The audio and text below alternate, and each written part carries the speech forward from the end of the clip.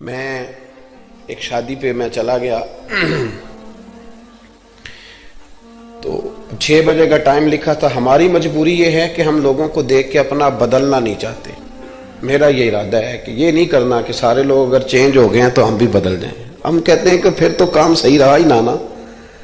ایسا جو نیا نیا آتا ہے تو ایماندار ہوتا ہے, پھر تھوڑا وقت گزر جاتا ہے تو ماحول کا حصہ بن جاتا ہے. میں کہتا ہوں ایسا نہیں ہونا چاہیے. تو 6 بجے کا شادی پہ ٹائم لکھا تھا, میں 6 بجے پہنچ گیا. کارڈ پہ فکر لگی ہوتی ہے جب کہیں جانا ہوتا ہے. 6 بجے پہنچ گئے تو وہ گھر والے 9 بجے آئے جو میزبان تھے.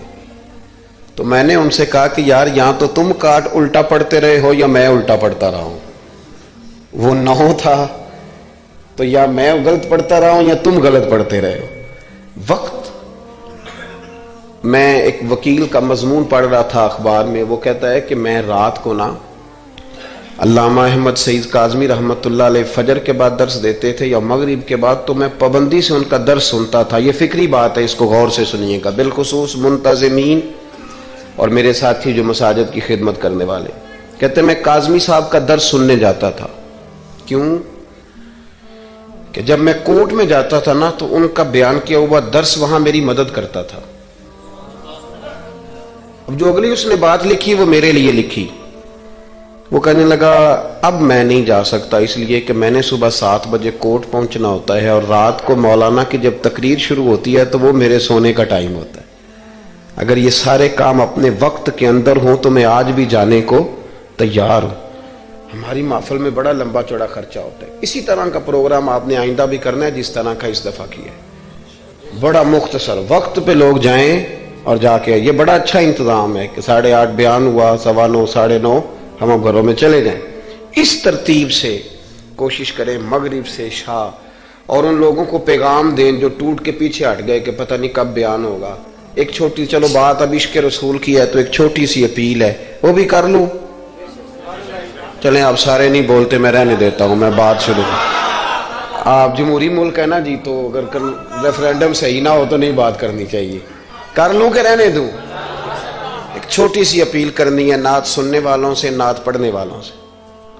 اور یہ ایک بات اور ذہن میں رکھ لیں, نعت پڑھنے سے زیادہ نعت سننا کمال ہے. پتہ ہے آپ کو؟ اب سنیں, اگلی بات کروں گا تو آپ کو سمجھ آئے گی. نعت پڑھنا صحابہ کی سنت ہے اور سننا نبی پاک کی سنت ہے. بڑا کمال کیا ہوا سننا. سمجھ آ رہی ہے بات کی؟ نعت کا نا کلام منتخب, اعلیٰ حضرت کی ساری نعتیں سن لی ہیں آپ نے؟ نہیں نہ سنی آج تک ساری. مولانا حسن رضا خان کی, اقبال کی, پیر مہر علی شاہ صاحب کی, حضرت بیدم شاہ وارسی کی. پہلے بزرگوں کو کلام سن لیں, اس کے بعد نیچے آئیں گے تاکہ ہم پہ اعتراض ہی کوئی نہ کرے. یہ نعت خانوں سے بھی اپیل کریں, خود بھی ذوق بنائیں, یہ تھوڑا سا نکلیں. بعض کلام ایسے ہیں کہ مطلب وہ نہیں, طبیعت نہیں مانتی داد دینے کو, دل نہیں مانتا, وہ محسوس ہوتا ہے کہ یہ بات درست. میری بات کی سمجھ آ رہی ہے؟ میں گجرات میں تھا تو ایک نعت خواں مجھے کہنے لگا حضرت صاحب آج میں تمہیں نواں کلام سنانا ہے. میں کہ میرے نہ نیکی کری, مینوں کو پرانا ہی سنائی. جڑے نویں کلام میں نا اور بڑی اچھی آواز ہے. ابھی جو دونوں حضرات نے نعت پڑھی بڑی خوبصورت آوازیں تھیں.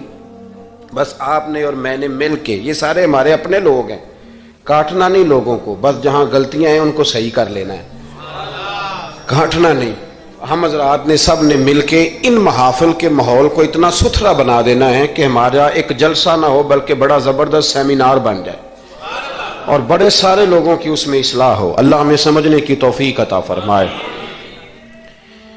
محبت رسول کیوں اتنی ضروری ہے صلی اللہ علیہ وسلم؟ آپ لوگوں نے عشق رسول کانفرنس نام رکھا ہے اس خوبصورت اجتماع کا. قرآن پاک نے ہمارا نبی پاک علیہ السلام کے ساتھ جو رشتہ بیان کیا ہے وہ رشتہ بڑا خوب ہے. کہا النبی اولا بالمؤمنین من انفسہم, فرمایا یہ نبی مومنوں کے جانوں سے بھی زیادہ قریب ہے.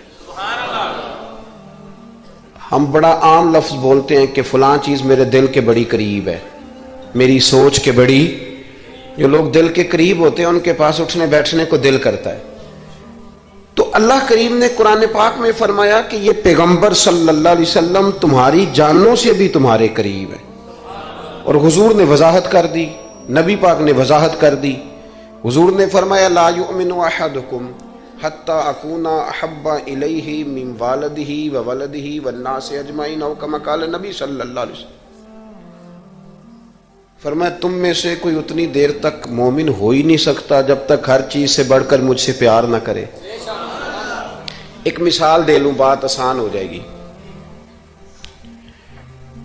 جس گھر کے اندر پیسہ بے شمار ہو، دولت بے شمار ہو، مکان ایک نہیں چار ہو، اور دنیا کی ساری آسانیاں گھر میں موجود ہوں، سارے دوست میری بات پہ توجہ کرنا، ہر شے ہو، بینک بیلنس بھی ٹھیک ٹھاک ہو، بچوں کا فیوچر سیف ہو، لیکن گھر کے اندر میاں بیوی کی صلح نہ ہو.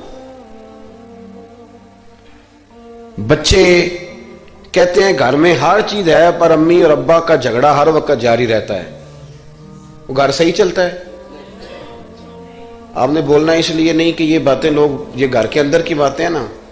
حالانکہ پاکستان کا تجزیہ یہ ہے کہ 95% میاں بیوی کے حالات ٹھیک نہیں. پاکستان یہ سرکاری اعداد و شمار، 95% گھروں میں اختلاف رائے. یہ بات ذہن میں بٹھا لیں کہ میاں بیوی کا اگر اتفاق نہیں نہ ہوتا تو وہ